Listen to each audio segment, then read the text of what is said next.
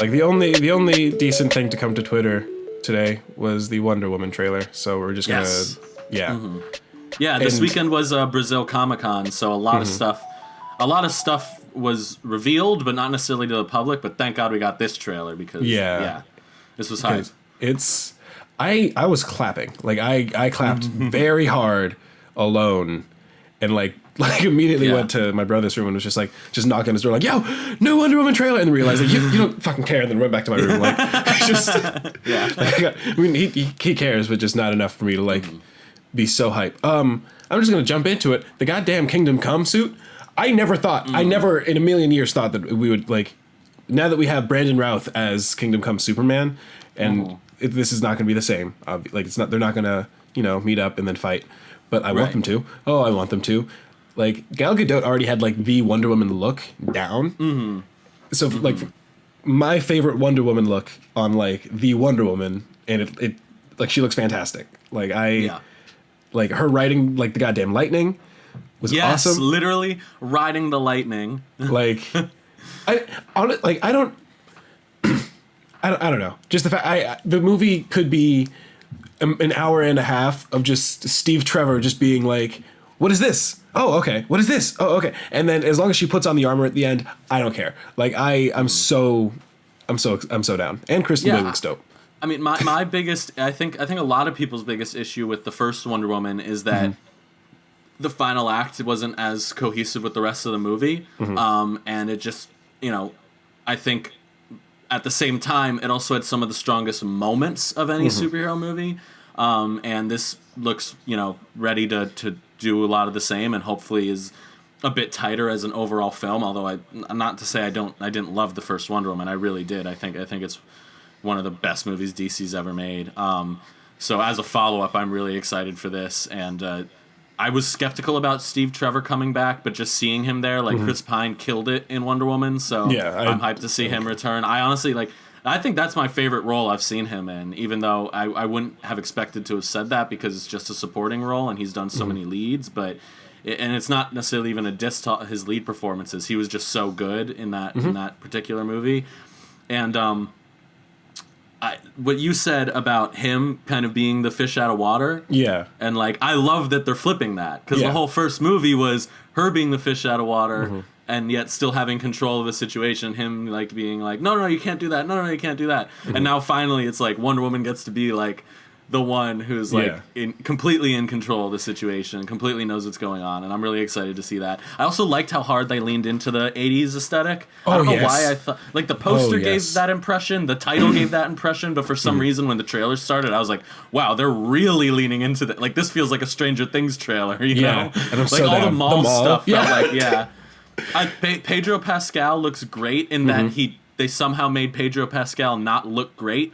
He looks, they pulled some Christian Bale Vice, like I mean not exactly. That drastic, but No, I get what you're saying though. I mean they're clearly doing some kind of like play on like 80s Trump or something like that. I guess I don't know. Yeah, I mean I don't. It's too early to say without seeing the movie that this is like, aha, great, Wonder Woman is going to take down Trump. Like I don't know. It's still he's mass Maxwell appeal Lord, blockbuster. Right? So it's still like a mass appeal blockbuster. So there's a chance they don't go that far, but it looks like it from this. So I think it'll be really interesting. And the fact is, this movie was supposed to come out this year in the fall, I think, and then they pushed it back to the summer.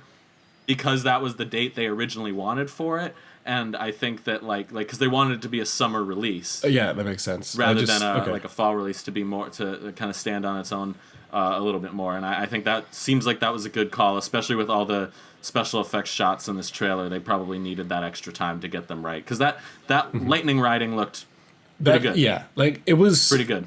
The fact that I didn't have to question, like, what the fuck is she doing? It's like, no, I can tell that she grabbed onto that lightning and swung onto it like some kind of like fucking Wonder Woman. Like, this I have never in comics seen her do that, but also, why not? Like, that's awesome. And going back to... Just going back to what you were saying about the fish out of water dynamic being flipped, like I love Wonder Woman for her comic versions, like the battle hardened, like yes, she is closer to like God of War than anything else. Like if you need to send someone in to fight, you send in Wonder Woman. Like, she's the muscle. She's the, like, she's angry a lot of the time. Like, it just, I don't know. Like, I love that version of her, and I'm excited to see if we get that with this. Because I'm hoping that, how much time has passed? 50 years? I can't remember. I don't know. Something like that, yeah. It was like like 60 years. 60 years, yeah, since like the 20s or the late teens. It was World War One. Yeah, late Okay. teens. So it was like the end of the war, so it would have been like literally like right at the turn of the decade there. yeah, I don't remember which war it was, and I'm bad at math, so either way, my number a long time ago, Wonder Woman was active, and she's been either active in hiding, observing the world, like more active in the world. I want to see if that has taken a toll on her, and how that takes effect on Steve Trevor, who I think was like he brought like his performance was great, and I think the fact that he was like he was her introduction to the evil of man or whatever, but also like her real symbol of hope and like the like the goodness of basic humanity, all that stuff. I want to see how that dynamic flips, and I just want to see Gal Gadot like angrily punch things, angrily. I mean, seriously, that action in the first one was so unique and so good that I mean, the trailer gives me no indication to think that it won't completely match it, if not blow it out of the And we're going water. back to Themyscira. Yes, I was worried about that for some reason, because like once they leave Themyscira in Wonder Woman 1, they don't like even cut to it later to show like Robin Wright, or I guess she died, but whatever. You know, to show the Amazonians just being like, hey, you know, wonder where Wonder Woman's at. Okay, and then move on. Like, it was probably unnecessary to that story, but still, I'm glad we're getting a return. Plus, they just announced today, or at least it was reported, I don't know if it came directly from DC, that they're doing a spin-off centered on the Amazonians. Oh, I'm down. DC for their streaming service? No, I think a movie. Oh, word. Yeah. Okay. Yeah, it's like how they're doing a horror movie spin-off of Aquaman based on The Trench, which I'm like, I don't care about, but I didn't know that was happening. Yeah, that was announced a while ago. That sounds terrifying. I would not want to watch that movie. Well, it makes sense because James Wan is such a horror director first, and he was responsible for Aquaman, so makes sense if you've got the water. We'll touch on a lot of the other upcoming superhero stuff later. We got other trailers this week between that and Black Widow and the new Bond trailer and stuff, so we'll mention some of that in a bit.